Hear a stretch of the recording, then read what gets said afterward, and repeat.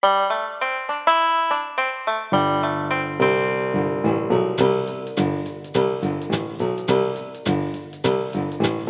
back to Moving Right Along, a Muppet Movie podcast brought to you by ToughPigs.com. It's the podcast where we watch the Muppet Movie 2 minutes at a time and talk about it a lot. I'm your host, Anthony Strand. And I'm your other host, Ryan Rowe. Joining us today is a very special guest.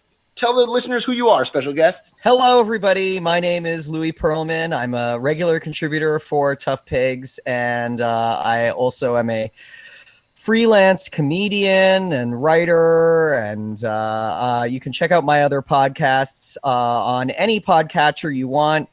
They are called Kick the Jukebox and XOXO Riverdale. And if you look them up, you'll figure out what they're about. Sure. I would say the title XOXO Riverdale gives you a little hint. Yeah, it's a show about supernatural. It's great. Well, we are thrilled to have you on the show today, Louis. Thank you. Thanks for being here.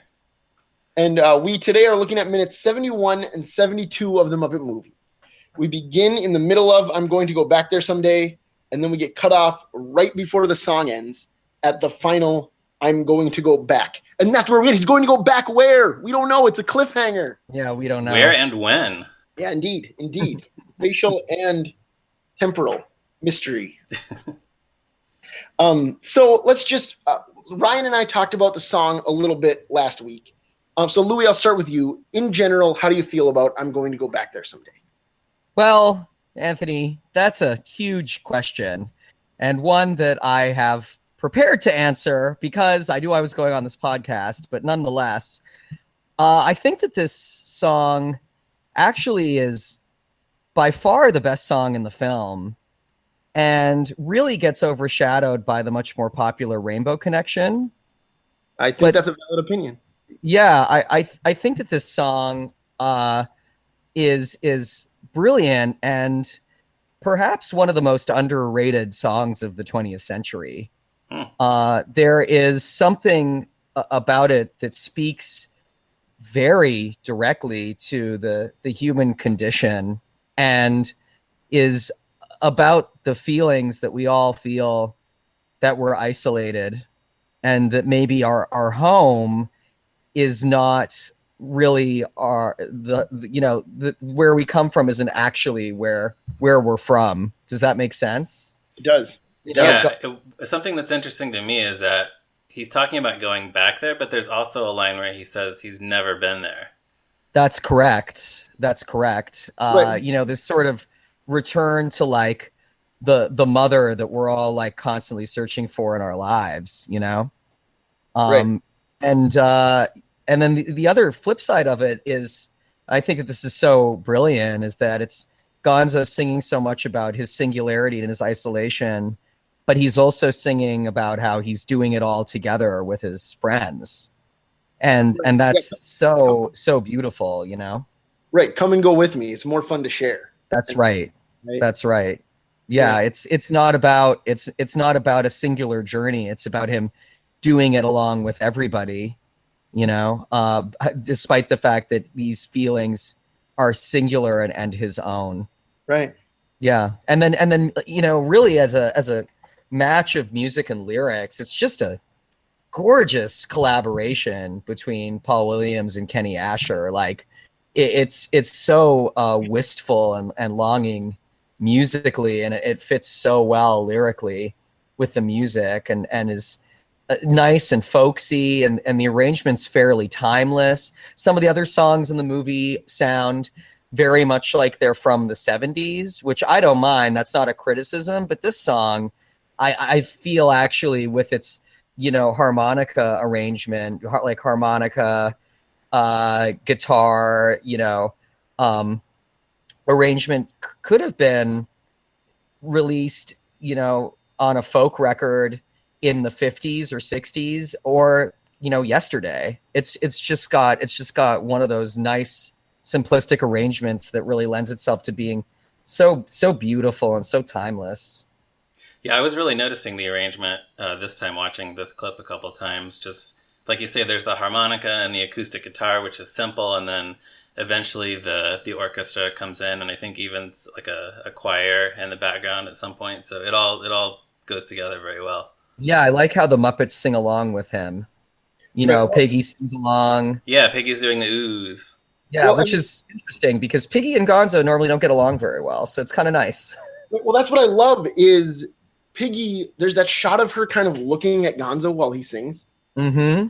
kind of examining him almost, Yeah, and she's so attentive. She's so into the song. yeah. Like you say, is not what we expect from Piggy. And I think it's one of the things in the movie that makes her feel the most human is just that very brief shot of like watching and appreciating someone else on the trip. Yeah, it Not gives her, her character a lot of depth, right? right. And that's something that I think modern Muppet productions sometimes have a really hard time doing with her is they're afraid of having her be soft. Yeah. And this is just a nice moment of vulnerability from the character, and it's because they all felt confident to take risks with the characters and push them to make them more three-dimensional. Yeah. Another great other Muppet moment is Fozzie singing the like while he's playing guitar. Yeah. Hmm. We spoke on a recent episode about we were trying to figure out whether or not Fozzie and Gonzo are actually friends, or if like they're just both friends with Kermit, right? And whether they're friends or not, Fozzie is there to support Gonzo in song because that's the Muppets. So Hmm. I adore that so much. Yeah, the whole gang is.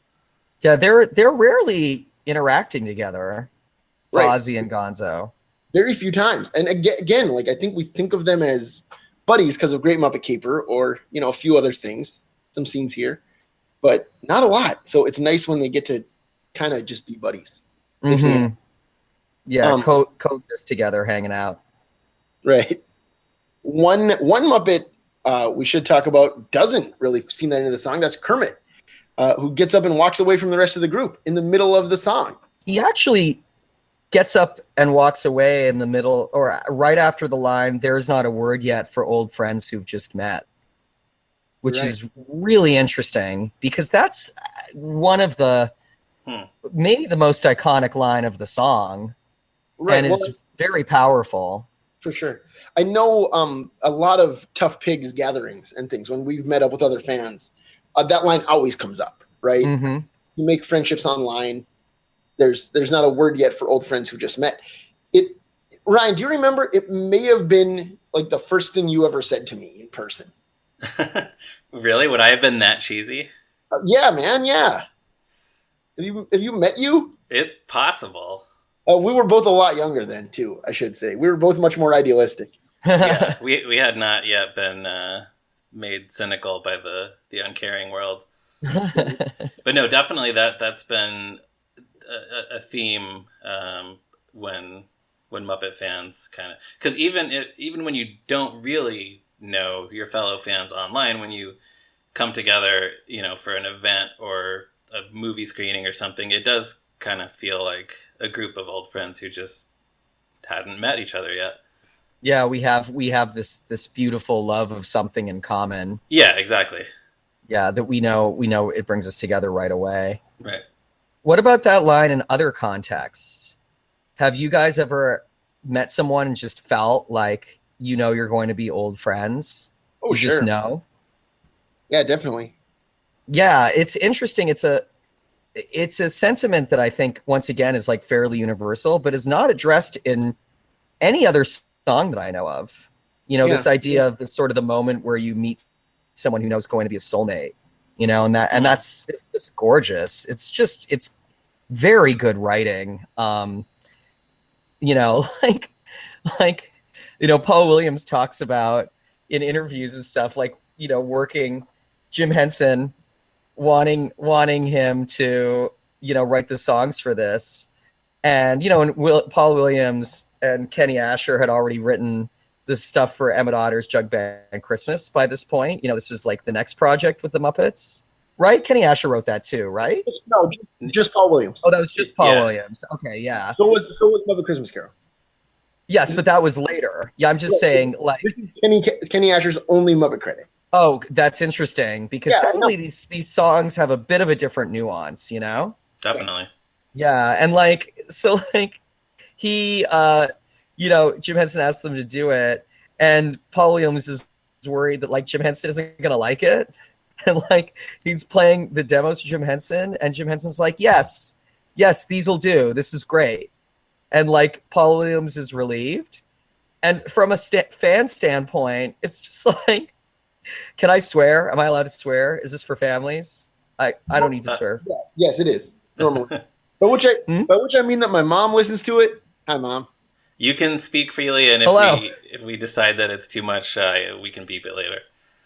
I mean, all I'm gonna say is like, hey, Paul Williams, no, these were good enough. Like, it's interesting being so close to your work that you can't realize that the work you're doing is good. Well, and especially then, because he had no idea what people were going to think of it. Right. He had no idea what people were going to think of it, but the songs feel so heartfelt, you know, and are also just so grounded for a movie that's, you know, conceivably was made primarily with kids in mind, although, you know, they would argue that the film was made for everybody because that was the spirit of the Muppets. But it's just such a leap. If you think about the other types of film music from the time that were in musicals, animated musicals, you know, there wasn't really anything else going on that was this wildly good. Like, that's a good point, because this was kind of a lull for Disney too, and you know there weren't that many musicals happening. Yeah, I think about, you know, definitely what was going on with Disney at the time, which is like Aristocats, you know, it's like the Hound. Yeah, Fox and the Hound, and like there's no very memorable music from any of that. Robin Hood came out around this time. Robin Hood, the music is good, but it's not like this. This is like really a whole other level of maturity and depth, you know? Another reason that I think it's so striking is that they wrote very few original songs for the Muppet Show, right? I mean, there was Jamboree, you know, another Gonzo song. Like, there's a few of them. If you look up on Muppet Wiki, there's about 20-ish in 5 seasons. But for the most part, these characters had sung covers. Yeah. Always. So for them to get this collection of just gorgeous, like you mentioned, pretty adult songs is pretty striking. I mean, they've done ballads and stuff, but they've been doing all these silly vaudeville covers and things.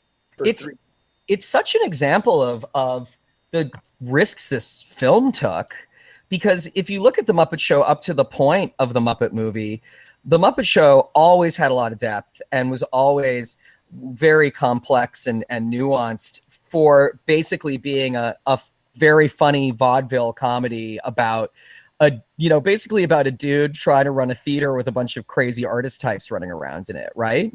Right, correct. And like this movie is like a huge statement on what it means to be an artist and create, and what it means to form your own community. Yeah. And I think the songs are so much a part of that, you know?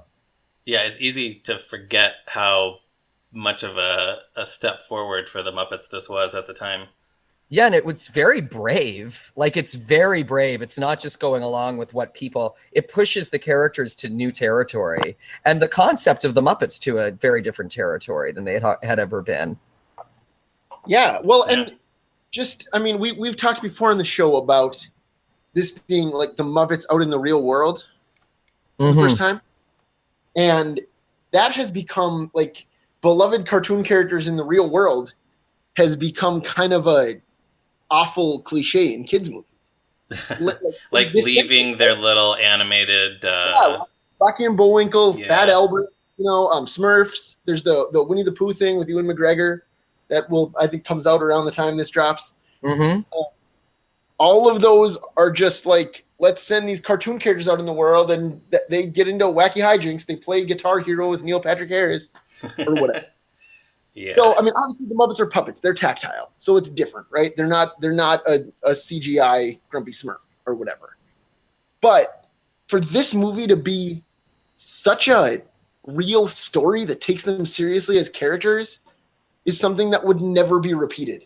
Well, it's novel because it can't help but be novel, but there's nothing about it that feels like they're just relying on the novelty of it or the gimmick of it.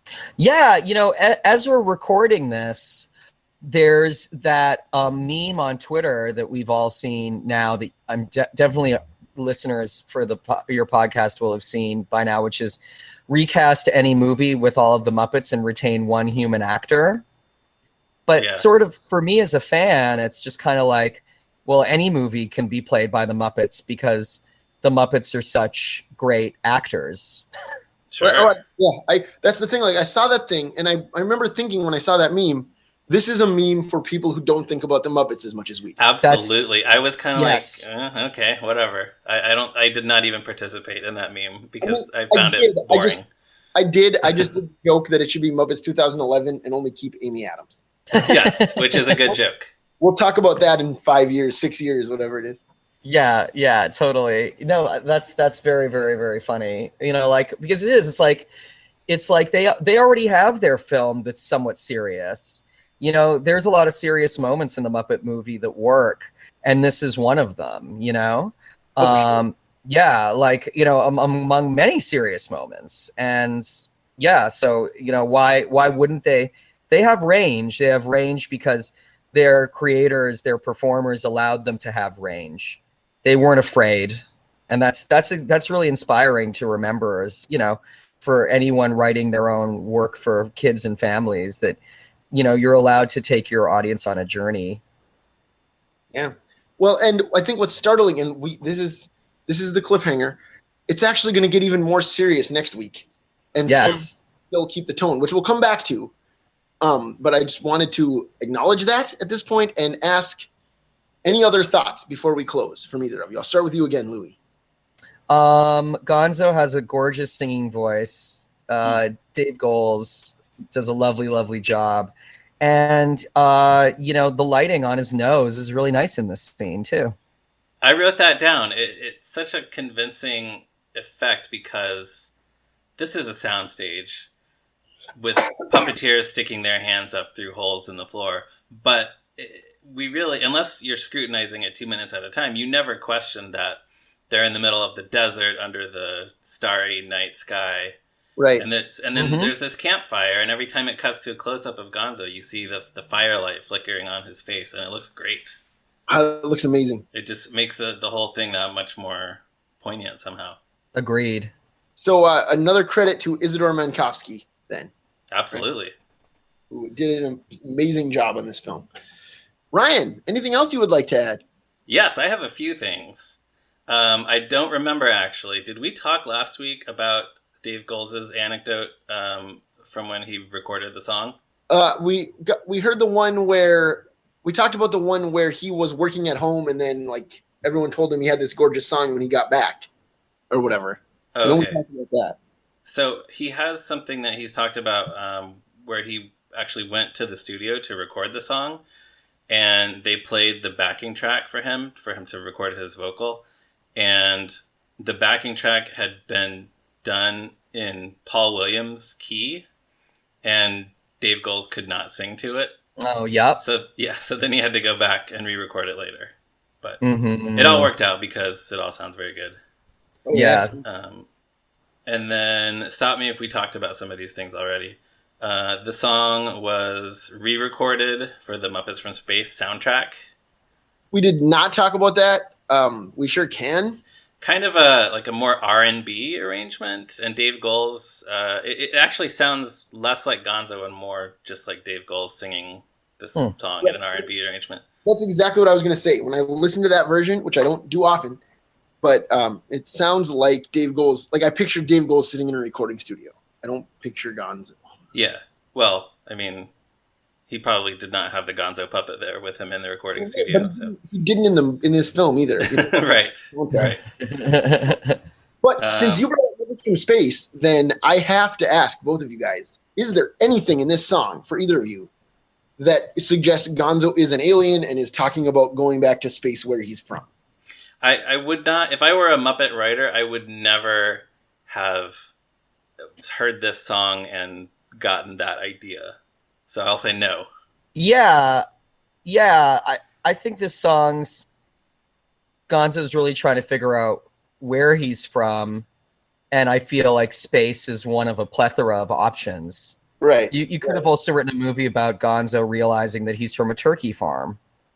Well, not much like a turkey farm, but which again we'll talk about next week. yeah, totally. But I mean, it's inspired by his journey with the balloons earlier. Mm-hmm. So Well, fellas, Joey Mazzarino disagrees. yeah. Well, was it his idea though? I don't know. I don't know. I honestly don't know. I mean, the script is credited to him and Jerry Jewell, right?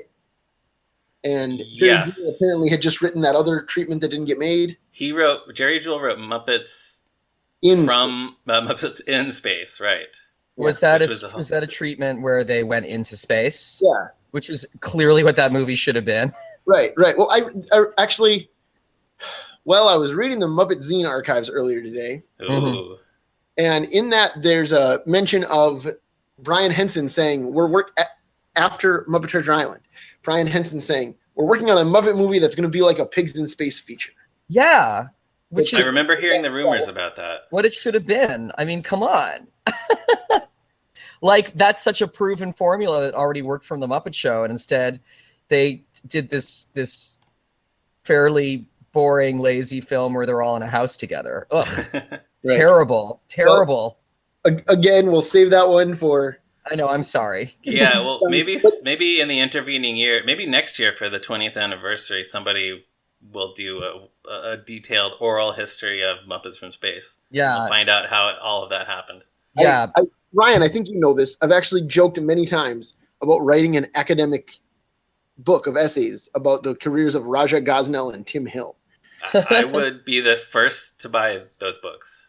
Tim Hill being the director of Muppets from Space, among other things. Raja Gosnell being the director of Scooby-Doo movie, among Oh, other things. nice.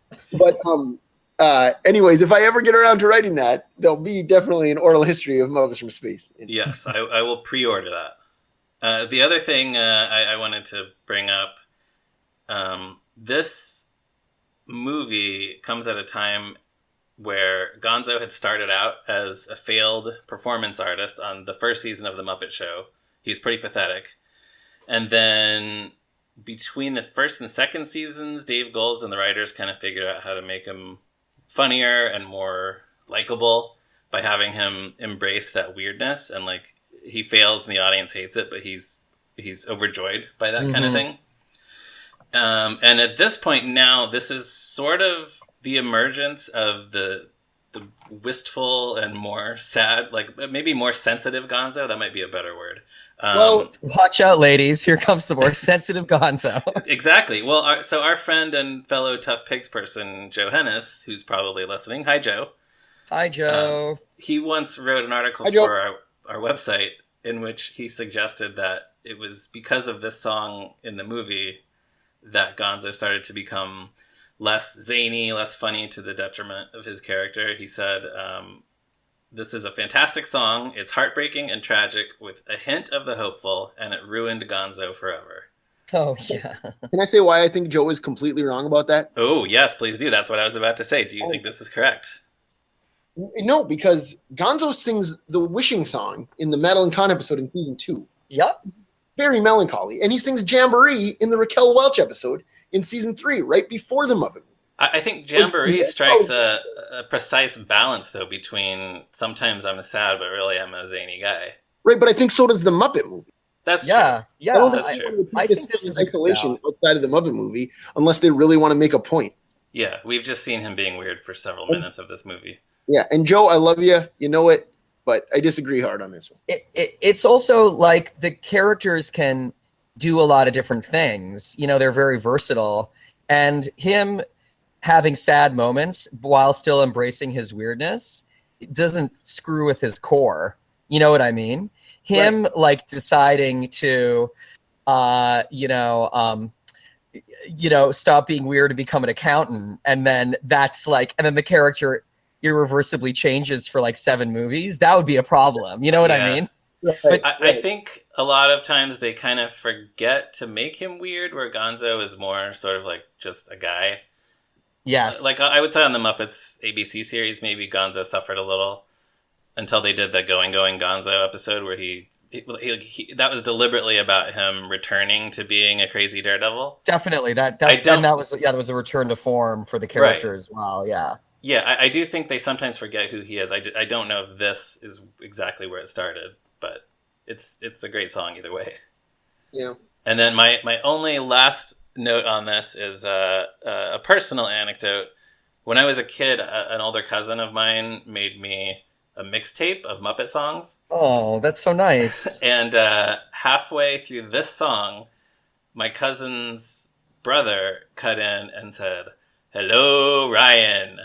So sometimes when I'm listening to the audio version of the soundtrack, I expect to hear my cousin Ed saying "Hello, Ryan" in the middle of the song, but that is not on the iTunes version. So Call him up. Have him record it again for you. oh, I should, yeah.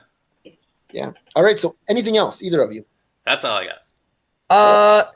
I saw this song performed once in like a clown cabaret show in the early 2000s, right when I had moved to New York, by this like nice like 20s style ukulele circus duo, and they played it on the ukulele, and it was so gorgeous, and it makes me, I think about it all the time when I hear this song, and I don't remember their names, and I wish I did. It was just like a killer moment on stage. So pretty. Like Yeah, it was like this manic show, and then the show just quiets down and they play this song. It was like, whoa. Oh, wow. Yeah. Yeah. Good stuff. Yeah. Yeah. Wow. I'd love to hear that. Yeah. I've been trying to learn it on the ukulele for a long time, and it's really hard. You said a clown cabaret? It was like, yeah, Were they they were dressed like, as clowns? yeah, it was like sort of like French 20s, you know, they had like bowlers and like I think they had like white makeup on, and they were doing all this old vaudeville. And then and they were like a goofy comedic duo, and then I think they get into a fight and one of them leaves and the other one like picks up his ukulele and sings this song. Huh. You know? Yeah, something like that. That's how it was built into the narrative of the show. And I just remember it leaving a big impression on me as like a young performer who had just moved into the city.